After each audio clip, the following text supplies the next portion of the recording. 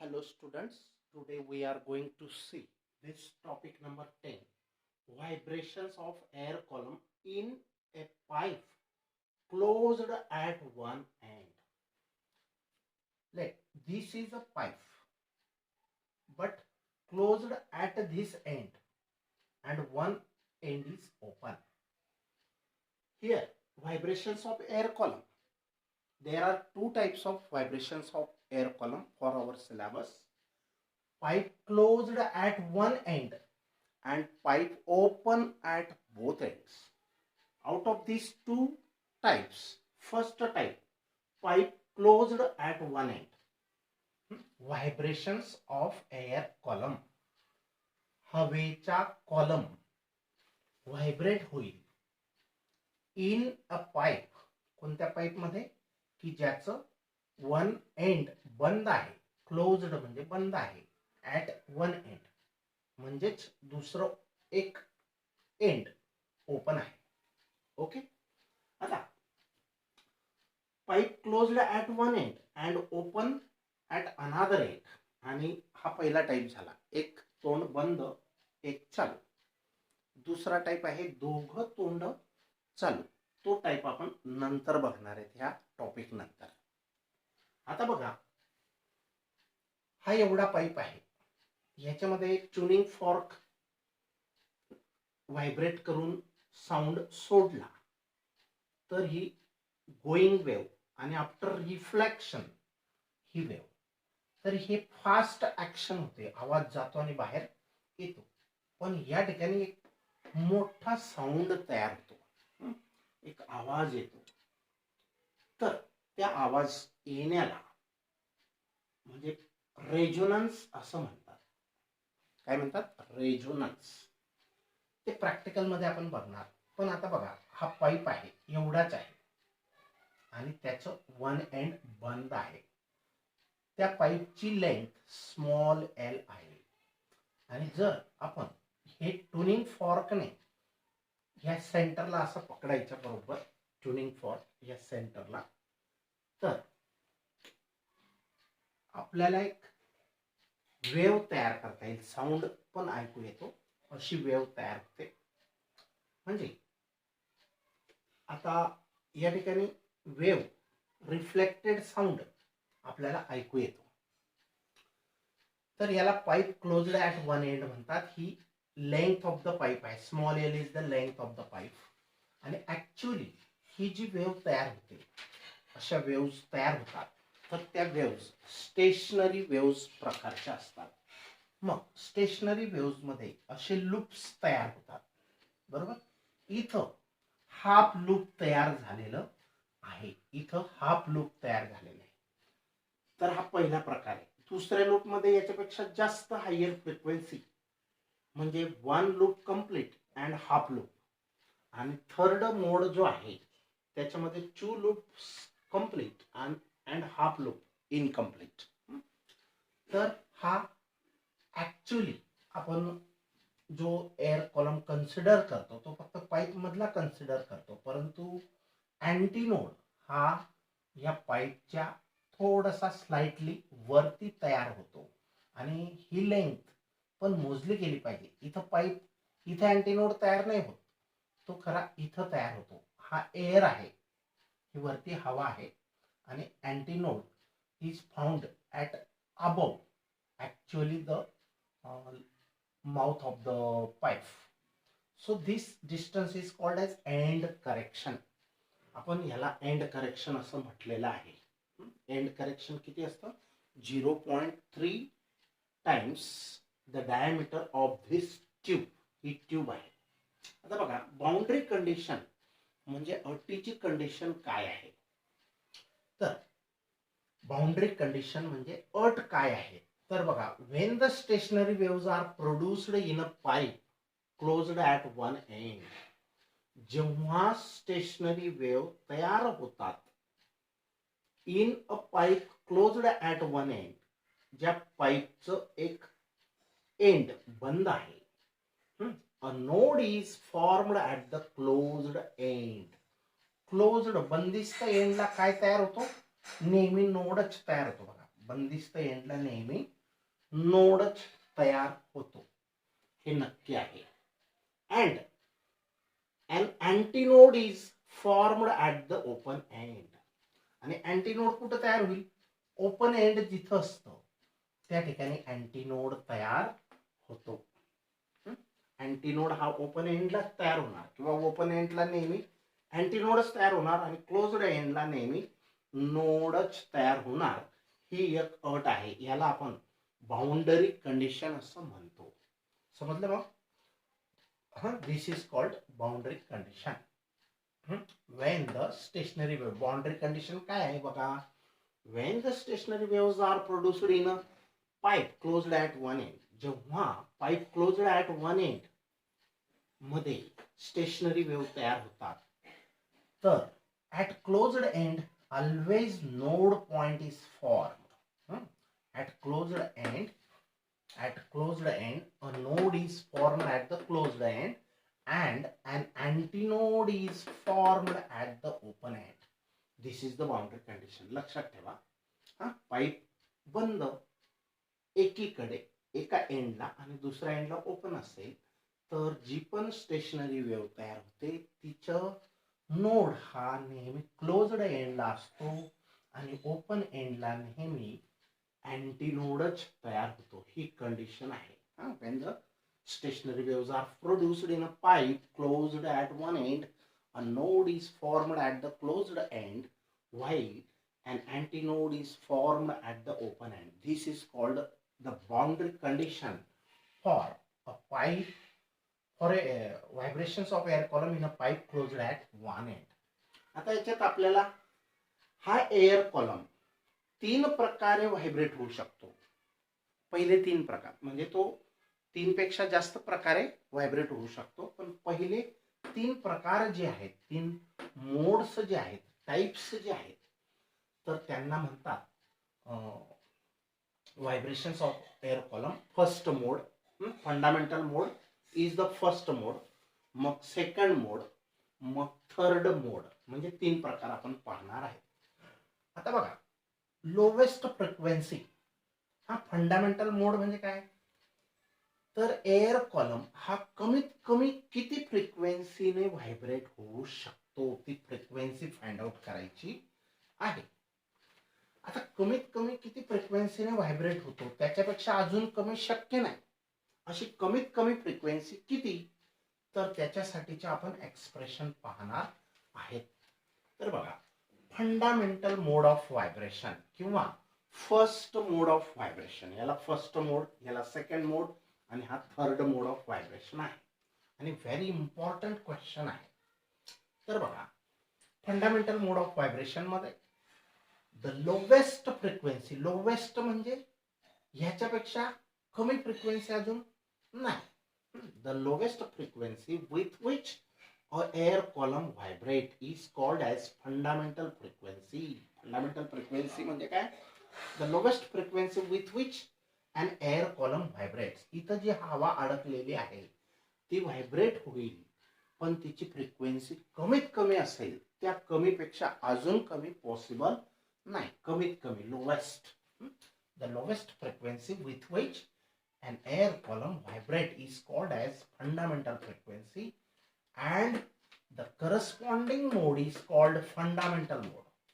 आणि त्या कमीत कमी फ्रिक्वेन्सीने व्हायब्रेट, एअर कॉलम व्हायब्रेट होण्याच्या मोडला, प्रकाराला फंडामेंटल मोड असे म्हणतात. बघा, this mode contains half loop. आता बघा, हा लूप आहे. आपण सपोज ही एक स्टेशनरी वेव्ह आहे. हिची लेंथ किती असते? वेव्हलेंथ ही लॅम्बडा असते, बरोबर? ही वेव्हलेंथ लॅम्बडा असते. आता या ठिकाणी हा दुसरा लूप, हे दोन लूप आहे, तर हे टोकाला नेहमी नोडच तयार होतात, म्हणजे इथं आणि इथं, आणि हा मध्ये पण एक नोड तयार होतो.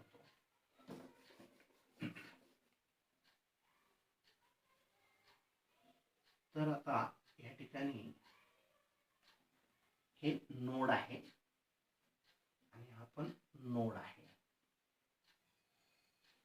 नोड आहे आणि हा अँटी नोड आहे, हा अँटी नोड आहे, बरोबर.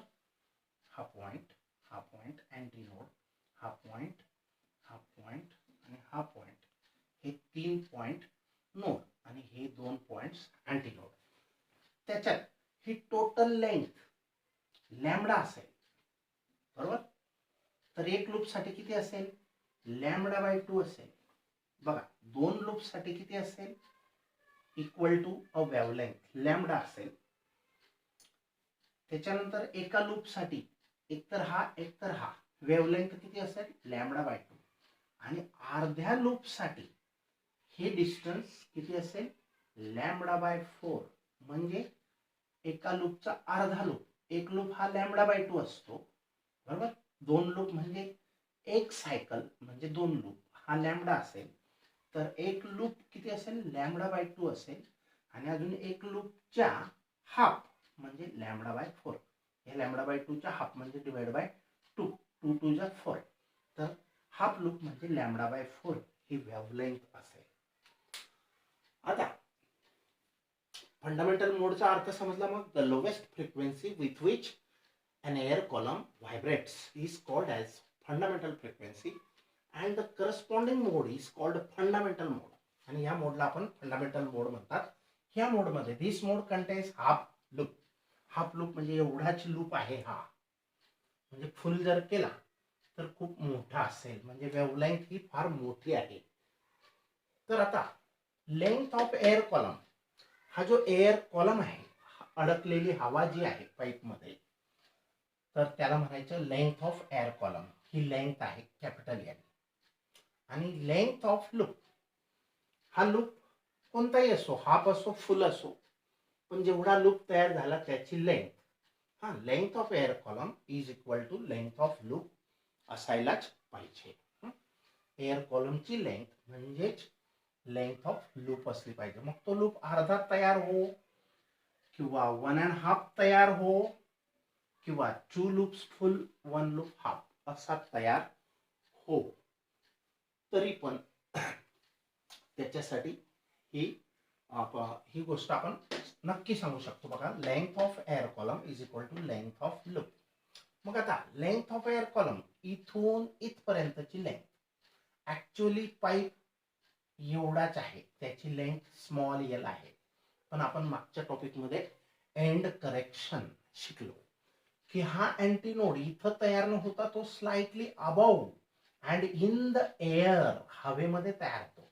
मग हे डिस्टन्स आपण कन्सिडर केलं पाहिजे आणि त्याला आपण ई स्मॉल ई म्हणजेच एंड करेक्शन असं म्हणतो.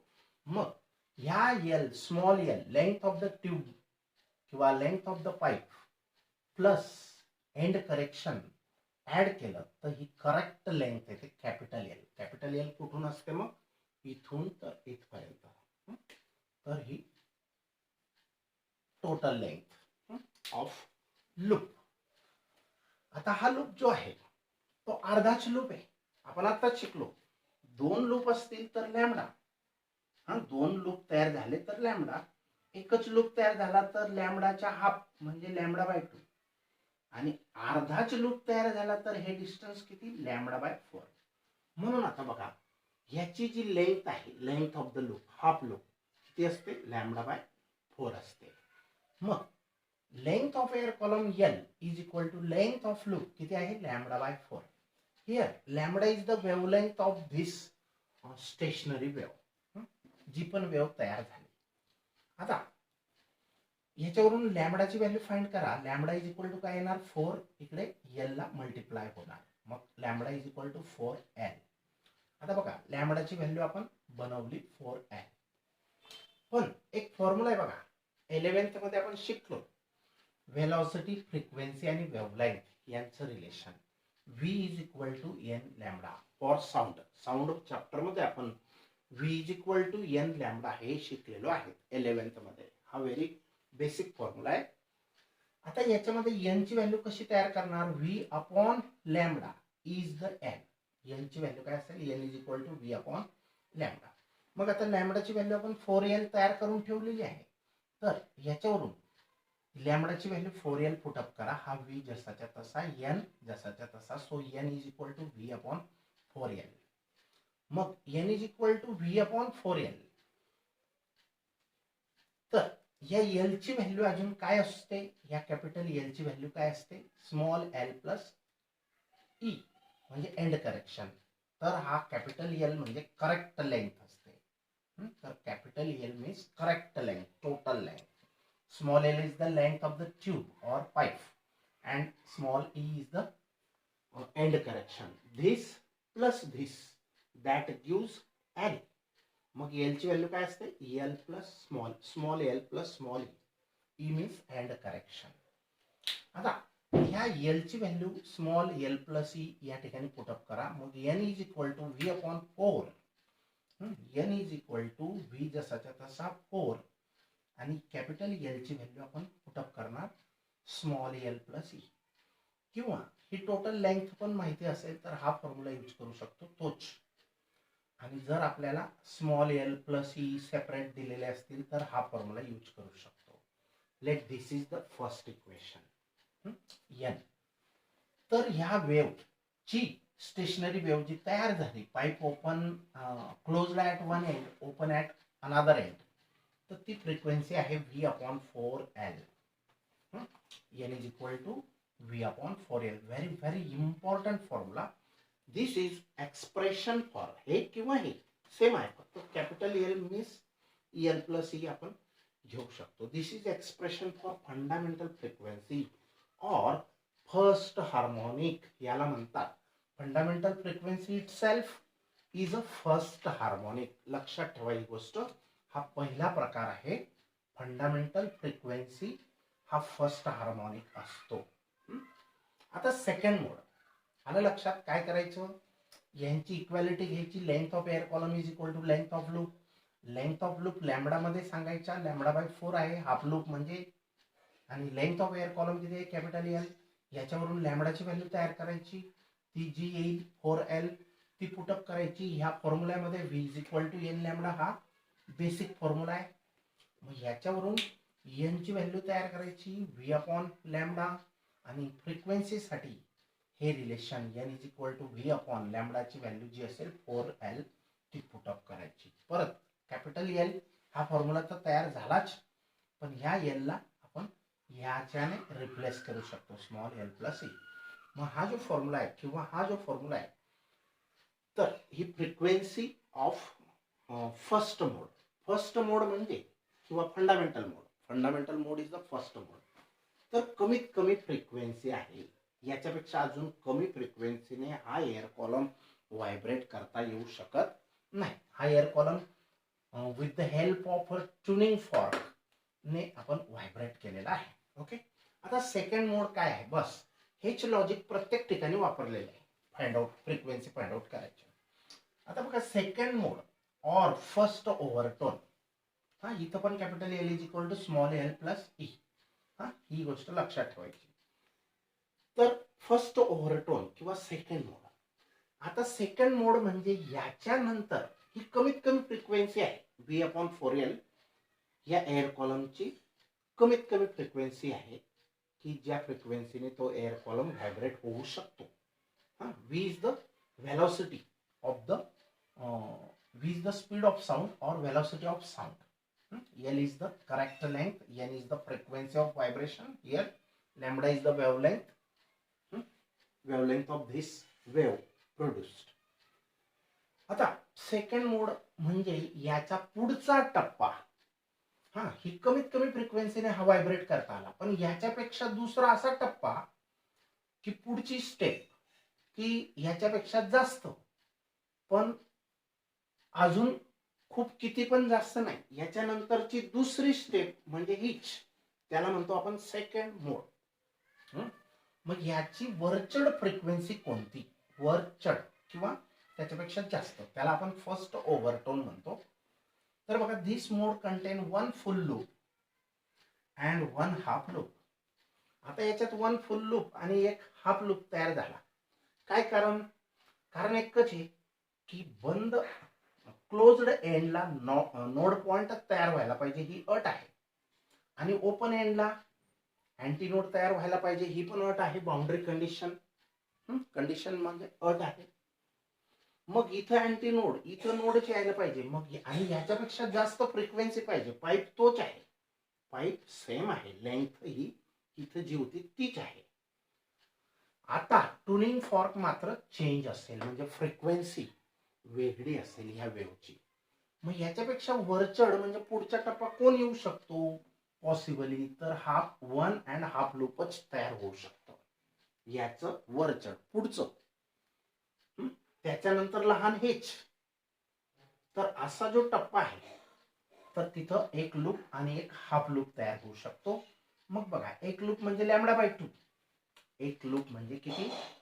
एक लूप म्हणजे λ/2 आणि अर्धा लूप म्हणजे किती? λ/4.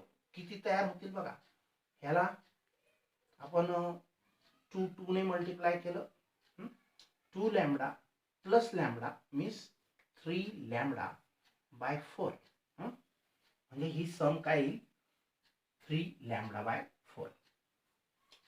समजलं? हा λ/2 आणि हा λ/4 यांची सम केली. आता छेद समान करायचे आपल्याला, डिनॉमिनेटर सेम करायचे. याच्या 4 आहे, याच्या 2 आहे. याला 4 करण्यासाठी 2 ने मल्टिप्लाय इथं केलं तर इथं पण करावं लागतं. मग छेद समान झाले, डिनॉमिनेटर सेम झाले बघा, 4 4. मग आता न्यूमरेटर्सची सम करू शकतो. 2λ प्लस λ किती झाले? 3λ आणि आपण commonly 4. So 3λ/4 is the length of air column. Length of air column किती आहे? 3λ/4. आता मागच्या सारखंच length of pipe small l आणि end correction small e. Small L plus e म्हणजेच करेक्ट लेंथ, टोटल लेंथ ही असेल आणि ती इक्वल टू किती आहे? 3λ/4. आता इथं 1 का आहे? कारण ही वेव्हलेंथ, ह्या लूपची वेव्हलेंथ आणि ह्या वेव्हलेंथ मध्ये फरक आहे. ही नेक्स्ट हायर फ्रिक्वेन्सी आहे. याच्यापेक्षा नेक्स्ट हायर फ्रिक्वेन्सी ही आहे, म्हणजे हिची वेव्हलेंथ ही लहान असेल आणि वेगळी असेल ह्याच्यापेक्षा. हिची वेव्हलेंथ खूप मोठी फंडामेंटल मोड मध्ये, सेकंड मोड किंवा फर्स्ट ओव्हरटोन मध्ये ही जी वेव्हलेंथ आहे ही लहान होते, कारण तेवढ्याच कॉलम मध्ये 1.5 लूप तयार होतोय, बरोबर. तर याच्यापेक्षा वर चढ म्हणजे एक लूप आणि हाफ लूप. तर बघा, this mode content 1 full loop, एक फुल लूप आहे, अँड 1 हाफ लूप आणि अर्धा लूप. Let n1 be the frequency and λ1 be the wavelength. आता ह्या मोड साठी फ्रिक्वेन्सी बदलली, मागची सारखी नाही. मागची फ्रिक्वेन्सी किती होती? n आणि वेव्हलेंथ किती होती? λ ह्या मोड साठी. पण त्याच्यापेक्षा फ्रिक्वेन्सी आणि वेव्हलेंथ ह्या लूप ह्या एअर कॉलम साठी वेगळ्या आहेत, कारण ही वेगळ्या फ्रिक्वेन्सीने व्हायब्रेट होतोय हा एअर कॉलम. म्हणून फ्रिक्वेन्सी आपण n1 पकडूया. हिच्या नंतर वरचढ किंवा पुढच्या स्टेपची फ्रिक्वेन्सी असेल n1, तिला म्हणायचं frequency of mode. λ1 is the wavelength. मग आता length of air column is equal to length of loop. मग लेंथ ऑफ एअर कॉलम किती? कॅपिटल ए आहे आणि लेंथ ऑफ लूप किती आहे? 3λ1/4. आता समजलं की 1 1 का घ्यायचे इथं? कारण ही वेव्हलेंथ आणि फ्रिक्वेन्सी इथली या स्टेशनरी वेव्हची ही याच्यापेक्षा निश्चितच वेगळी आहे किंवा वरचढ आहे, जास्त आहे. ही फ्रिक्वेन्सी याची जास्त आहे, कारण जितकी लूप्स लहान लहान होत जातील तितकी फ्रिक्वेन्सी वाढत जाते. मग आपण या ठिकाणची फ्रिक्वेन्सी n1 आणि वेव्हलेंथ λ1 कन्सिडर केली. आता बघा, हा तोच फॉर्म्युला आहे. Length of air column is equal to length of loop. मग capital L is equal to 3λ1/4. This implies that इथून λ1 ची व्हॅल्यू तयार करा. जसं आता इथं आपण तयार केला होता लॅम्बडाची व्हॅल्यू 4 आहे, तसं λ1 ची काय व्हॅल्यू येईल? हा 4 मल्टिप्लाय होईल, 3 डिवाइड होईल, 4/3l. 4l/3 λ1 ची व्हॅल्यू याच्यावरून. हा 4 मल्टिप्लाय होईल 4l आणि हा 3 डिवाइड होईल, म्हणजे λ1 इज इक्वल टू 4l/3. ही λ1 ची व्हॅल्यू आपण तयार केली. आता v is equal to n lambda असतो, हे आपल्याला माहिती आहे, 11वी मध्ये शिकलेलो आहे. v is equal to n lambda. मग इथून आता लॅमडा इथला आणि इथल्यामध्ये फरक आहे. हा लॅमडा खूप मोठा होता, मोठी वेव तयार होत होती. पूर्ण लूप घेतला असता तर त्याचा लॅमडा अजून मोठा राहिला असता, पण त्याच्यापेक्षा इथं हा लॅमडा लहान आहे, म्हणजे वेगळा आहे, आणि म्हणून त्याला लॅमडा 1 म्हटलेलं आहे आपण. हा फॉर्म्युला तोच आहे, v is equal to N lambda, पण इथली वेवलेंथ आपण लॅमडा 1 कन्सिडर केलेली because it is different than first mode, fundamental mode. मग आता बघा, लॅमडा 1 ची व्हॅल्यू तयार झाली 4l/3. आता v is equal to N lambda असतो, इथं एन लॅमडा 1 ट्रीट केला आपण. याच्यावरून इथं n1 लॅमडा 1 ट्रीट केला, याच्यावरून n1 ची व्हॅल्यू काय येईल, v upon lambda 1. So n1 is equal to, this implies that n1 is equal to v upon lambda 1. आणि लॅमडा 1 ची व्हॅल्यू आपली तयारच आहे, किती आहे, 4l/3. तर ह्या लॅमडा 1 ची व्हॅल्यू आपण 4l/3 पुटअप केली. हा v जसाच्या तसा, n1 जसाच्या तसा. This is the frequency of second mode. आता बघा, याला अजून सिम्प्लिफाय करू. हा 3 मल्टिप्लाय होईल असा, 3v upon 4l. n1 is equal to किती, 3 टाइम्स v/4l. हा 3 वरती जाईल ना, 3 इंटू v अपॉन 4l. आणि कॅपिटल एल ची व्हॅल्यू आपण पाहिजे त्या वेळेला स्मॉल एल प्लस ही पुटअप करू शकतो. मग आता ह्या ठिकाणी असं दिसतंय, n1 is equal to 3 times v/4l किंवा 3 times v/4 in bracket small L plus E असं असेल. फक्त या एल ची व्हॅल्यू इथं पुटअप केलेली आहे. आता हा एवढा जो पार्ट आहे तो काय आहे, तो फंडामेंटल फ्रिक्वेन्सीच आहे, v अपॉन 4l. आता v अपॉन 4l च्या बदल्यात n आपण पुटअप केला तर n1 is equal to 3 times n. आता इथं n काय आहे, n is the fundamental frequency. ही फंडामेंटल फ्रिक्वेन्सी म्हणजे पहिल्या मोडची फ्रिक्वेन्सी n आहे, दुसऱ्या मोडची दुसऱ्या प्रकारची फ्रिक्वेन्सी n1 आहे, आणि दुसऱ्या प्रकारची फ्रिक्वेन्सी n1 ही किती आहे, 3 पटीने 3 पटीने जास्त आहे. म्हणजे या एनच्या फंडामेंटल मोडच्या 3 टाइम्स आहे. ओके, हे पण तेच आहे, हा एन आहे, म्हणजे हे किंवा हे, म्हणजे समजलं. मग फर्स्ट याला ओव्हरटोन म्हणायचं. हा जो नंबर 1 असतो त्याला काय म्हणायचं, ओव्हरटोन. आणि ह्या 3 ला काय म्हणायचं, हार्मोनिक. हार्मोनिक. आता बघा, ओव्हरटोन म्हणजे फंडामेंटल फ्रिक्वेन्सीचा जो इंटिग्रल मल्टिपल आहे 3, त्याला हार्मोनिक म्हणायचं. आणि जी फ्रिक्वेन्सी आहे ज्या स्टेपची त्याला म्हणायचं ओव्हरटोन. हा first overtone equal to third harmonic, 3n same आहे याच्यावरून. तर thus first overtone is the third harmonic. Third, तर बघा, first overtone is the third harmonic. आणि मग सेकंड हार्मोनिक कुठे गेला, तर सेकंड आलाच नाही, कारण याच्यानंतर हा एअर कॉलम, तोच पाईप, तोच, याच्यानंतर हा एअर कॉलम फक्त ह्याच फ्रिक्वेन्सीने व्हायब्रेट होऊ शकतो, ह्याच्यापेक्षा आणि ह्याच्यापेक्षा जास्त किंवा ह्याच्यापेक्षा कमी नाही.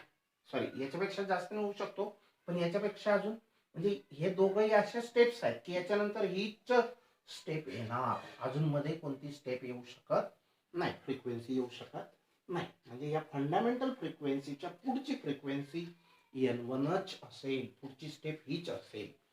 आता याच्यानंतर पुढची स्टेप जास्तीत जास्त किती व्हायब्रेशन, किती फ्रिक्वेन्सीने आपण व्हायब्रेट करू शकतो, अजून याच्यापेक्षा वरचढ. आणि कंडिशन काय आहे, क्लोज्ड एंडला नोडच पाहिजे आणि ओपन एंडला अँटी नोडच पाहिजे. मग बघा, क्लोज्ड एंडला नोड आहे आणि ओपन एंडला अँटी नोड आहे, मग ह्याच्यापेक्षा जास्त पण फ्रिक्वेन्सी पाहिजे, बरोबर.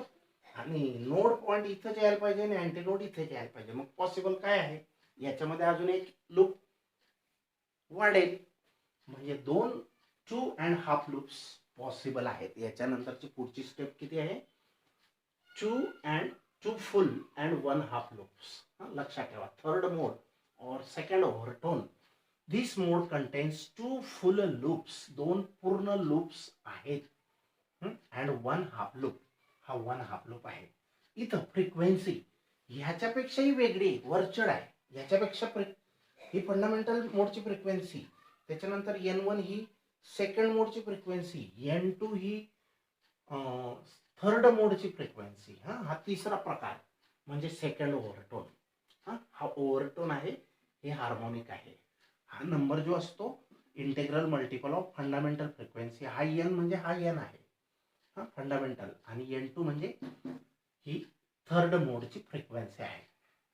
आता N2 is the frequency of mode and here wavelength पण वेगळी आहे. बघा, वेव बदलत आहे, वेवलेंथ बदलत आहे. ह्याच्यापेक्षा ह्याची वेवलेंथ कमी आहे, ह्याच्यापेक्षा अजून हिची वेवलेंथ कमी आहे. पाईप तेवढाच घेतलेला आहे आपण. हा तिघ ठिकाणच्या पाईपची लेंथ स्मॉल एल सेम आहे, फक्त ट्युनिंग फॉर्क चेंज करतोय, म्हणजे फ्रिक्वेन्सी ऑफ व्हायब्रेशन बदलते आहे. तर λ2 is the frequency of this mode. मग लेंथ ऑफ एअर कॉलम, हा फॉर्म्युला बघा, length of air column is equal to length of loop. Length of air column capital L is equal to, आता हे कुठून आणलं बघा, 2 लूप म्हणजे काय, 2 लूप म्हणजे लॅम्बडा, 2 लूप पूर्ण आहेत, हाईट हाईट म्हणजे काय झाला लॅम्बडा, प्लस हाफ लूप किती घेतो आपण हाफ लूप साठी, λ/4. मग लॅम्बडा प्लस λ/4 किती झाले, 4 लॅम्बडा 1 जा 4 lambda plus single lambda means 5 λ/4. आता इथला लॅम्बडा हा आपण 2 घेतलेला आहे, λ2 म्हणजे नेक्स्ट. ही वेवलेंथ वेगळी, फ्रिक्वेन्सी वेगळी, याची वेवलेंथ आणि फ्रिक्वेन्सी पेक्षा ह्याची वेगळी आहे, आणि ह्याची पण वेवलेंथ आणि फ्रिक्वेन्सी वेगळी आहे.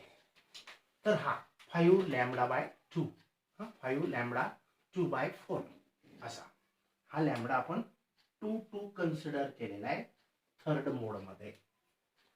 मग आता length of loop 5 times the λ/4. मग आता λ2 ची व्हॅल्यू तयार करायची, हा 4 मल्टिप्लाय होईल 4l/5, 4l/5. आता इथं λ2 ची व्हॅल्यू 4l/5 तयार केली, परंतु v is equal to n lambda असतो. हा फॉर्म्युला बघा, हा आणि हा तोच फॉर्म्युला, लॉजिक सेम आहे. आता v is equal to n lambda, फक्त इथं फ्रिक्वेन्सी चेंज आहे N2, आणि लॅम्बडा म्हणजे वेवलेंथ पण चेंज आहे λ2, बरोबर. आता इथं N2 ची व्हॅल्यू फाइंड आउट करायची आपल्याला फ्रिक्वेन्सीची.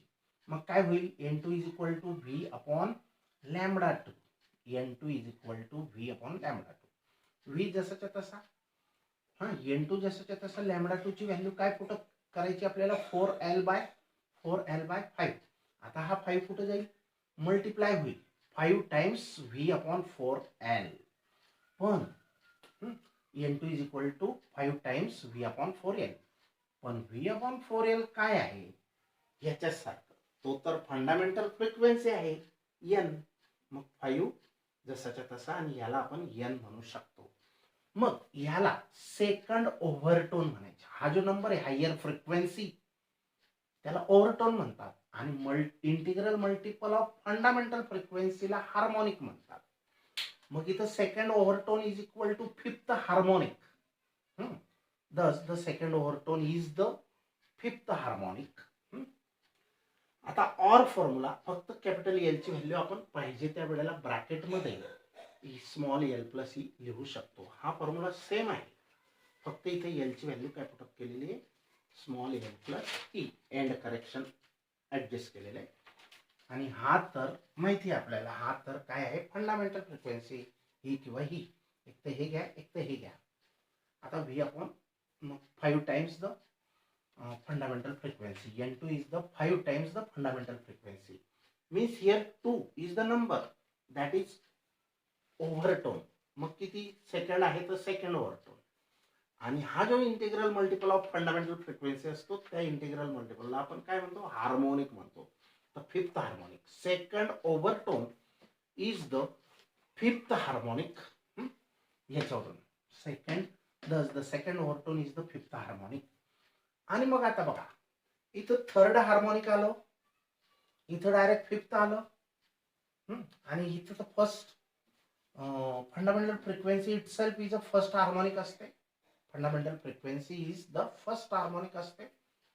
इथं थर्ड हार्मोनिक आलं, इथं फिफ्थ हार्मोनिक आलं. मग सेकंड आणि फोर्थ कुठं आहे, तर इथं फोर्थ ऍबसेंट आहे आणि इथं सेकंड ऍबसेंट आहे. बघा सेकंड हार्मोनिक इज ऍबसेंट, म्हणजे तयार होत नाही, पॉसिबिलिटी नाही अशी तयार होण्याची, बरोबर. तर इथं फोर्थ हार्मोनिक ऍबसेंट आहे. म्हणजे 1 नंतर डायरेक्ट 3, 3 नंतर डायरेक्ट 5.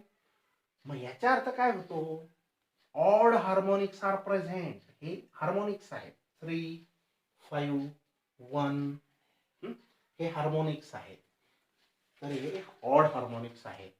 तर मग बघा आता इक्वेशन 1, 2 आणि 3 वरून काय दिसतंय, from equation 1, 2, 3 we can say that when pipe is closed at one end then only odd harmonics are present. फक्त ऑडच हार्मोनिक्स मिळतील and even harmonics are absent. even harmonics म्हणजे 2 आणि 4 absent आहेत. आता आपण एक फॉर्म्युला, जनरलाइज फॉर्म्युला बनवू शकतो. लक्ष द्या, continuing in a similar way. अशाच प्रकारे आपण पुढे गेलो तर आपल्याला पिथ ओव्हरटोनची frequency, pth overtone, for the pth overtone we get the frequency NP. NP is the frequency of pth overtone. Pth म्हणजे कितवा, पण तुम्हाला कितवा ओव्हरटोन म्हणजे कितवा हार्मोनिक हे फाइंड आउट करण्यासाठी ह्याच्यावरूनच एक फॉर्म्युला बनवला. हा इथं काय येतो, पी म्हणजे ओव्हरटोन असतो, हा नंबर ओव्हरटोन असतो. N1 फर्स्ट ओव्हरटोन, N2 सेकंड ओव्हरटोन, आणि हा फंडामेंटल फ्रिक्वेन्सीचा जो नंबर येतो तो काय असतो, हार्मोनिक असतो, बरोबर. हा हार्मोनिक आहे, हा ओव्हरटोन आहे. मग NP म्हणजे frequency of pth overtone is equal to this much harmonic times the fundamental frequency. हे हार्मोनिक आहे. मग आता हा ब्रॅकेट कसा बनवला आहे, इथं ऑड नंबरच यायला पाहिजे, इथं या ठिकाणी ऑड नंबर यायला पाहिजे. मग इथं जो नंबर आहे त्याच्या डबल करून त्याच्यात 1 ऍड केला तर हा नंबर मिळेल. आता इथं आपल्याला बघा N1 पाहिजे, N1 फर्स्ट ओव्हरटोन. तर पी ची व्हॅल्यू 1 टाका. 1 × 2 2 प्लस 1 झाले 3. 3 × n, हा 3n आहे. आता पी ची व्हॅल्यू आपण 2 टाकूया, ओव्हरटोन. तर 2 टाकली म्हणजे N2 is equal to P ची व्हॅल्यू 2, 2 2 जा 4, 2 × 2 4 प्लस 1 5, 5 टाइम्स द n. आणि अशा प्रकारे ह्याच्यावरून आपण हा एक फॉर्म्युला बनवू शकतो. आता इथं विशेष अशी गोष्ट आहे, पाईप सेम आहे तिघ ठिकाणी, पाईपची लेंथ सेम आहे, फक्त वेगवेगळ्या फ्रिक्वेन्सीने तो एअर कॉलम व्हायब्रेट केलेला आहे. ह्याच्यापेक्षा नेक्स्ट हायर हीच आहे, हिच्यापेक्षा नेक्स्ट हायर हीच आहे. आता ह्याच्यापेक्षा नेक्स्ट हायर कोणती असेल, तर 3 लूप्स आणि एक हाफ लूप तयार होईल. बघा हा अर्धा आहे, हा 1.5 आहे आणि हा 2.5 आहे. म्हणजे बघा 2 आणि 4 हे म्हणजे 2 लूप्स पूर्ण तयार होऊ इथं तयार होऊ शकत नाही. त्याच्या पुढचं ही स्टेप आहे, म्हणजे अर्धा 1.5 लूप आणि 2.5 लूप पॉसिबल आहे. याची नेक्स्ट हायर पॉसिबिलिटी हीच आहे.